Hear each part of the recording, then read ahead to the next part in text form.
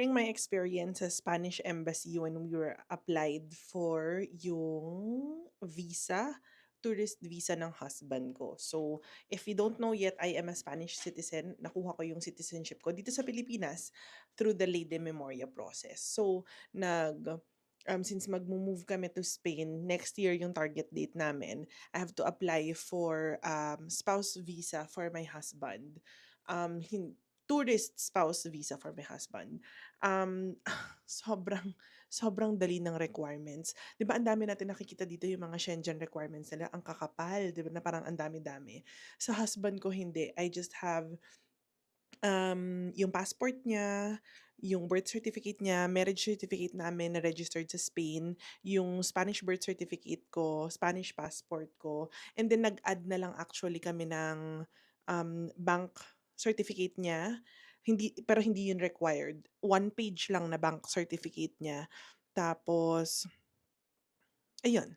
Yun lang yung requirements na sinend namin. Pero hindi ko pa alam kung approved yun or hindi, Pero ang talagang, amazed na amazed ako is yung anong tawag dito, fee. Ang visa fee kasi is around ₱6,000. Ang binayaran lang namin is about ₱600. Pero meron lang kaming online payment nun. So total ang binayaran namin parang about ₱1,800. Sobrang dali. Ang tumulong sa'min is yung Holly Break Travel Agency. I'll post yung sticker ng ano nila, Instagram nila. So, they helped us with the requirements and all. Pero yun nga, sobrang dali ng pag-asikaso ng spousal visa. So, if you have the chance to um, apply for your Spanish citizenship through the Ley de Memoria process dito sa Philippines, go and do it already. Especially kung married ka na, because syempre you'll have the chance to live in Spain and alam mo yun, to have easier ways to apply for Schengen visa, especially if you're someone who loves to travel.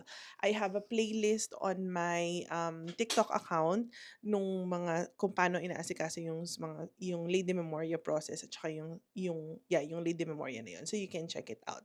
But yun lang, gusto ko lang i-share yun because we were really amazed on how easy and fast and ano ba, inexpensive yung buong process. So yeah, just sharing that another what's this Spanish citizenship journey namin as a family.